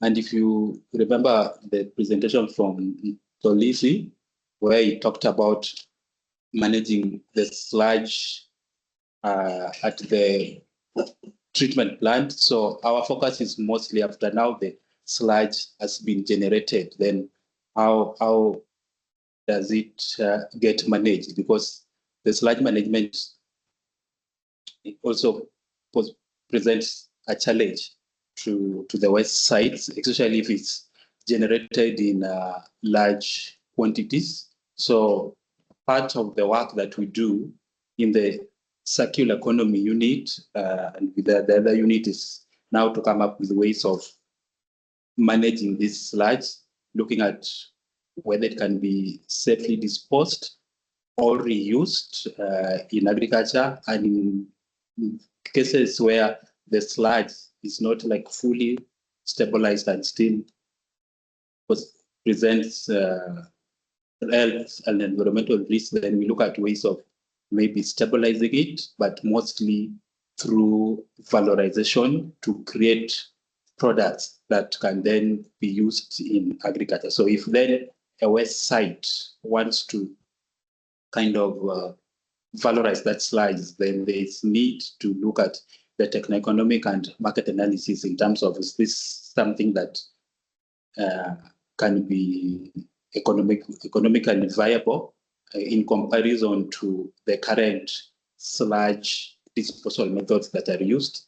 And again, we also look at it, is it another avenue for income generation that can then make the WESS setup economically viable in terms of if you now want to look for financing. So some of the things we do, we map the WESS solution, we evaluate the system performance, then we collect the sludge, we characterize it. Then this is the characterization then allows us to classify it. And because most of these systems, they use biological systems that mimic the conventional wastewater treatment processes, then the classification in this case is according to the Department of Water and Sanitation and the Water Research Commission guidelines on sludge classification. And the sludge classification, it allows you to know the extent to which your slides has been stabilized. So we have several classifications, and if the sludge meets class A1A, then it means it's good and it can be reused directly for agriculture. But if it doesn't meet that, then we then have to treat it further. So then we look at ways of treating it or valorizing it, including through anaerobic digestion, pyrolysis, and composting. So one of the projects that we are currently learning or that we have set up is drum composting, and this is because drum composting is hygienic compared to the open windrow system, and it allows you for kind of a modularized system where you can have like a 200-liter drum composting depending on the amount of sludge that you produce. So we have right now around 3 units of 200-liter drum composting at our research site in Yulan. So we just want to see now when treating waste sludge, optimize the composting system, looking at the temperature, aeration. And again, when treating sludge, there's the opportunity to co-compose it with municipal waste or garden waste. So also depending where the waste site is located, you could find that there's opportunity to get these other waste products and co-compose it with sludge. Then you produce compost that is mature and good for agricultural production. Then apart from composting, of course, we are looking at other technologies, and right now we are working on an integrated waste management system that integrates several valorization technologies. So here we're looking at pyrolysis to produce biochar and anaerobic digestion. So again, that the sludge produced from the waste sites or wastewater treatment can be valorized through pyrolysis to produce biochar, and then that biochar can be used in agriculture. So traditionally, biochar has been produced from kilns or pyrolyzing units that use wood biomass. And what we see is that when you use wood biomass, you end up polluting or producing more greenhouse gases. And then the overall idea of sequestering carbon, then it doesn't apply. So now what we're looking at is an integrated system where we can produce clean biochar through gas pyrolysis. And in this case, the gas comes from anaerobic digestion. And then when you produce that biochar, then instead of selling it, then you create more value from it by applying it in intensive agriculture. So this is a system that, again, we are developing, and we want to install it at Newlands Mashu for demonstration. It's, again, something that maybe the West partners can look at. And then the other aspect we look at now, once you produce the biochar, you produce the compost and all that, we want to try and do agricultural trials. Of course, we've already done some of those studies and we have results, but we also want to look at the application in hydroponic systems. And as I mentioned here, the focus is on once you produce these products from sludge valorization, then how can you use them in intensive agriculture? And in that way, you create more value than when you just sell the product that is produced. Yeah, so when you look at waste valorization, sludge valorization, and the application of the generated products in agriculture, there are some risks that, of course, exist. And then we have to evaluate those risks then to just ensure that these products are safe for application in agriculture, because in most cases, you are looking at maybe using them for the production of food crops. And then the other aspect that we look at here in the circular economy unit is the contaminants of emerging concern and even the heavy metals in sludge. And so we look at developing methods to analyze this. And again, we also look at developing ways for removing CCs. In this case, we're looking at biochar-based adsorbents that can then be applied to remove CCs in case you want, for example, to use water for reuse water for agricultural production. Then you can use the biochar to polish it further before you apply it for plant growth. Then we look at, when we're doing agricultural studies, we look at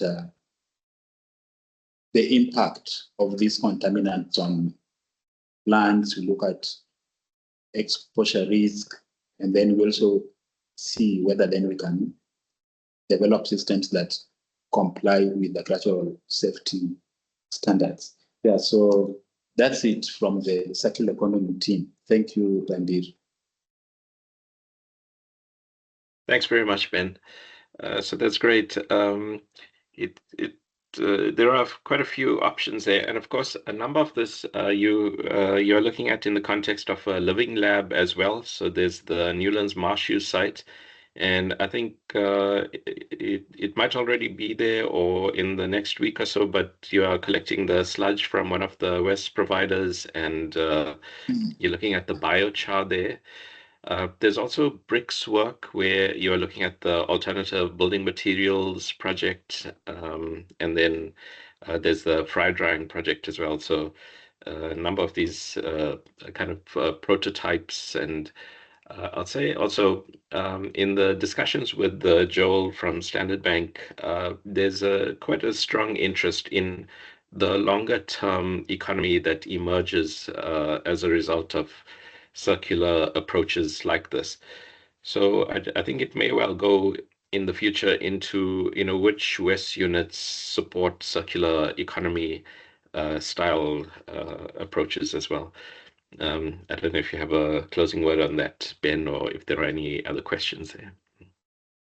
Yes. There are other technologies as mentioned, because at the center we have a prototype for sludge frying, a fry dryer that uses like waste oil to fry sludge. So mostly we have been investigating for fecal sludge, but it's also applicable to waste sludge. And the good thing with it, it dries it instantly, and then the product also can be used for other products. And then for the brick making, for the sludge that is produced, apart from maybe looking at agricultural application, there are other reuse potential like brick making, and that's another thing that we are investigating at the center. So there are quite a number of valorization pathways that one can consider for the sludge, and then of course the issue of environmental health, safety, the economic aspects all come into play. And these are the things that we are able to do as a research unit, and able to provide like a practical guidelines that can then inform the implementation of the pathways that we have identified, and we have seen that this is viable. Then we can work with the partner now to develop those practical guidelines, work with them to see them implemented, tested, and even to offer continuous monitoring of the process, and providing feedback for areas where there's need for improvement. Yeah. Yeah, and of course there's Nick, if I can say LADEPA Nick, not Kanisa Nick, but there's the LADEPA, the VUNA project, so all these exciting options. So it's moving it to quite feasible integration of circular economy.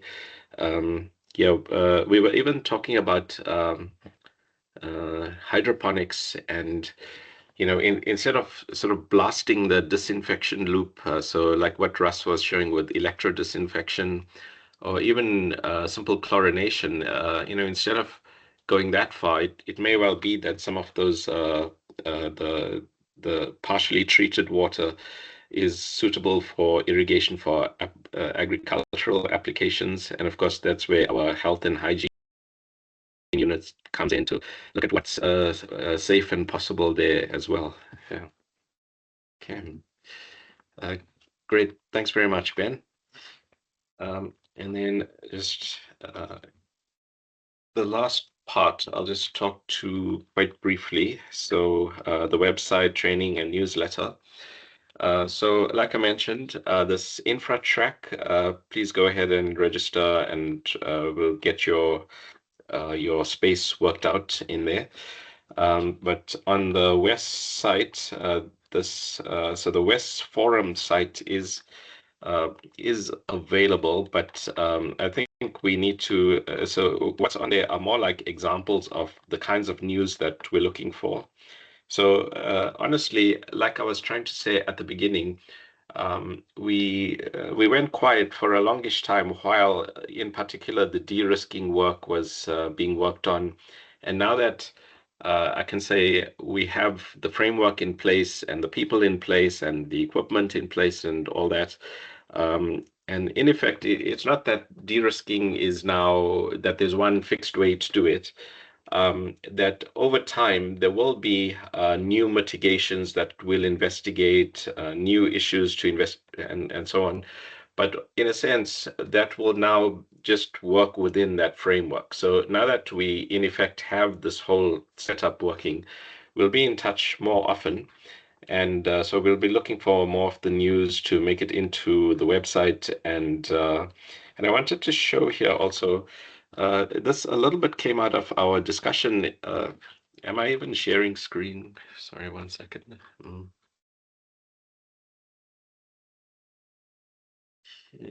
Yeah. Okay, so this is where I was looking. So we've got the forum site, and so we're looking for more news items as we go. And of course, as the opportunities come up, then they'll be listed there. And then, of course, there's the newsletter, and I'll outline in a bit more detail quite what we're looking for in starting to release these newsletters. And I'm hoping to get the first one out in the next 2 weeks. But I wanted to show a cheat sheet here as well. So see under introduction to wastewater treatment, I think this can be quite useful. This kind of cheat sheet is useful if, for example, we are hearing about a new piece of technology, or if we need to go back and get in line our basic understanding of some of the science and technology behind it. So, and we found this in working with large teams, right? We have people who are experts in different aspects, and so to bring everyone to the same page, we have this kind of cheat sheet which will keep growing, and as we unpack things from the very most basic level, so even with no knowledge in the field, you have available that as a resource. And then we have also the WESS Fundamentals book. So this is another resource where it unpacks in a bit more detail about all of the science and technology and what's needed to fully understand how WESS works. And so you've got, in a sense, the more detailed WESS understanding. You also have the cheat sheet with the understanding of the basics. And then our de-risking protocol is in there as well. The approach to finance, of course, is evolving, but we'll keep adding to this. And then in terms of our newsletters, I've made some notes here about what we are looking for in a bit more detail. Yeah, here. So in terms of the company spotlight, so I think about 4 companies sent me basically product specs. So that's all useful. We would definitely include product specs as you like in the company spotlight in the newsletter. But also what we are looking for is the impact that the tech is having on things like school attendance, amount of water saved, and whatever else you can think of. So it's important to declare the societal impact because, as we know, WESS has been in operation, WESS and NSS, it's been in operation for many decades. Not many, but for decades, really. And it's important to declare the impact that it's having in society, in the communities, and so on. So the impact stories are quite important here. So the other side of it is also the story of the development of the companies. So having to bring in what's perceived to be a new tech and the sorts of ceilings that many of the companies have broken through. So, for example, Harald told us about the over time how the different challenges that arose, that's important as well. So we'd like to really unpack a bit more about WESS and how things have evolved and what it took to get things to this point. So there's that. Then I'd like Priyan to have a regular slot in here on the standards and regulatory. And of course, that helps to calm the nerves with the local government in terms of adopting WESS. Of course, the de-risking work and the new R&D around it. There's also on the finance side. So the various topics here, the circular economy, for example, all these topics we'd like to integrate into the newsletter. So especially on the company side, please think about these three aspects in terms of what we put into the newsletter there. And what we'd like is, yes, the newsletter packages these types of topics. But what we may be able to do is carve out from there some texts which explain each of these aspects in more detail, and which in their own right would be valuable in terms of our understanding of where we are in that aspect and what can be done further. So look at the newsletter. It's not just that you are creating some sort of small piece of text that won't go anywhere. It's in the context of showing this body of work that we are each engaged with and that we want to take further. So that's what we're trying with the newsletter and the website. We've got a hand up there. Is that Jane? Please go ahead. Yes, Randir, I think what is useful to add to the website and the platform is if the suppliers or developers can give a list of where and what capacity systems are located of their systems, because at the moment we kind of fighting a battle where the people think that WESS systems do not exist. Okay, and I think people have been doing some great things, some great applications, and the story never gets told. Mm-hmm. So for example, if you tell somebody that Stain City is completely what you call WESSified, they won't believe you. Mm-hmm. Because very little is written about it. Very little is written about the supplier, and his capabilities and the breakthrough stuff. So I think populating that is important, because one of the biggest, what you would call detractors of the suppliers and the small on-site reuse brigade is the consulting engineering fraternity.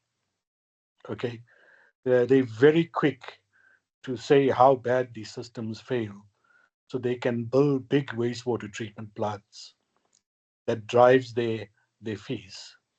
Okay, Mm-hmm. and they do a great disadvantage in many areas that could potentially be more sustainable by having on-site reuse systems. Mm-hmm. So we want to change that narrative, because it's just these groups use one or two failures, and they think that only there's two systems in the country. We want to demonstrate the scale of these on-site systems in our environment to make the case for it. So I would encourage people to send that information with the coordinates, and if there's a nice story to talk about, then we should add that into the kind of growing marketing of this pathway. So Thanks. it's like VNA has got two systems that are completely on-site reuse for flushing. Very little gets written about it. Mm-hmm. but it's been there for some years, and yet we fight with the same officials in the same municipalities, saying it's not possible. Thanks for that, Jay. And in fact, I think part of what needs to be done is that also the site provider, the site owners need to be invited to use it as kind of marketing material to say, we support water efficiency, and and maybe more graphical with more images and so on. And then that alongside the estimate of how much water saved when you benchmark against traditional sewage sanitation. I think all that will go away to making the case. Look, from where we sit, we need that information because Rome is burning at the moment, okay? And they think that the only way to fix this is to build bigger, okay? And we're trying to make the case that WESS is here. It's much quicker. It gives you incremental advantages. You're not sinking capital over 100 years. There's all these kind of stuff. But you are fighting this community that keeps giving a bad name to these systems. I mean, yes, systems fail. They don't fail because technology is bad. If you go and analyze it, municipalities stop doing the O&M. It's a normal story that leads to, many of these failures. I mean, when wastewater treatment systems fail, they don't bank it and throw it away and say, look, they spend another 200-300 million upgrading it to fail again. So I think we need to work together to change the narrative. Great. Thanks for that, Jay. So I think that's a fine comment to close with. So we'll be in touch. And there's one more, Randir, one more comment. Okay, I don't know whether you in the beginning you gave the context, okay, of the WESS program at UKZN, and the value that the UKZN Center is being established for. Okay, so I'm going to do a little bit of strategy and marketing on your behalf. Okay, the center is there to support many of the suppliers and developers to grow the effectiveness of their products. Okay, we're heading into a space into the future that's going to become regulatory. I wouldn't say heavy, but regulatory strong. That validation and standardization and all those factors are going to determine how we penetrate this market in a big way. So whatever Randir presented is the value offering that is there from the university as a service. And I want to say it's a paid service if you want to get it. That gives you what you call very aggregate knowledge about your products so that you can make stepped improvements on their performance. So I think use the platform, to your advantage.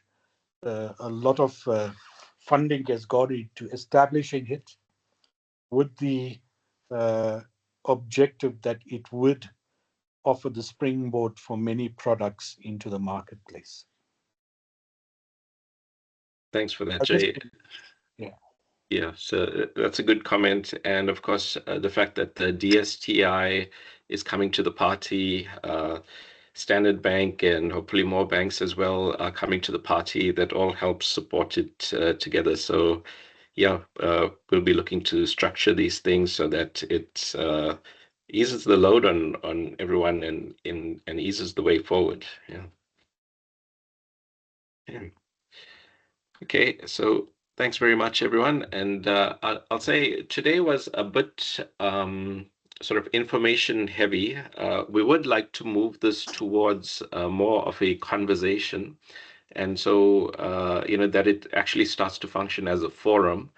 Yeah, we'll be in touch about getting more of your input and more of your voice in the upcoming ones. We're looking to have them once every 6 weeks going forward. Nick, please go ahead.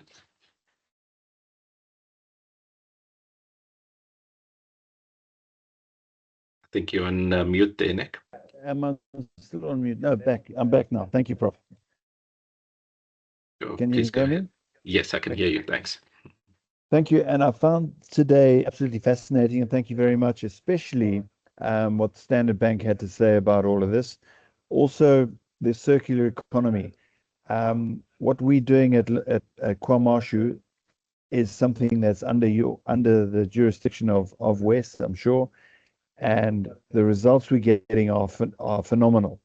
And it was also mentioned towards the end now, about 2 speakers ago, about having a game changer. And we've got a game changer. And I invite anybody to contact me to come down to KwaMashu and have a look at what LADEPA is actually doing. Because we can take any sludge, any type of wetness actually, we prepare it. Once it's prepared, it goes on to LADEPA and it comes out of the system. It's dry, it's sanitized, it's ready for use, and we then blend fertilizers for agricultural use and recreational use, i.e. sports fields and things. So I invite anybody to contact me to come and have a look to see what is being done. And it is modular, and we can actually change the outlook on sludge and how we look at it. And then it comes into water conservation as well. And as I said to you before, I've got a model and I can take you through a presentation whereby in a 5-year plan, we can start saving 6 mid-mar dams per annum. So that's a lot of water. That's a huge amount of water that we can actually save, hold in the ground, use it agriculturally, and replenish groundwater. So it's not just about the brown smelly stuff that we all got to deal with. There's a much bigger picture here, and I think we all got to change our minds and look openly and to where we can actually go. And yeah, I invite anybody to come and see me. And I would like to contact the Joel of Standard Bank, because I think he's got some answers that we can actually start unlocking all of this. Thanks very much. Thanks very much, Nick.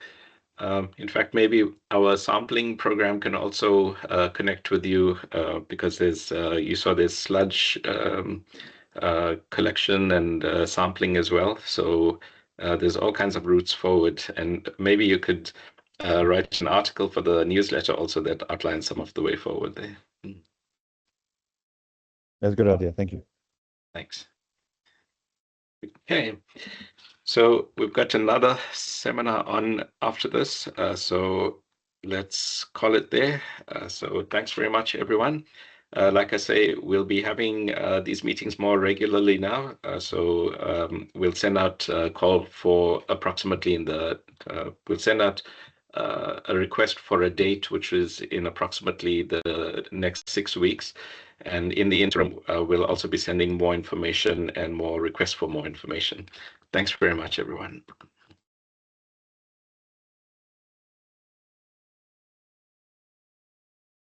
Thank you.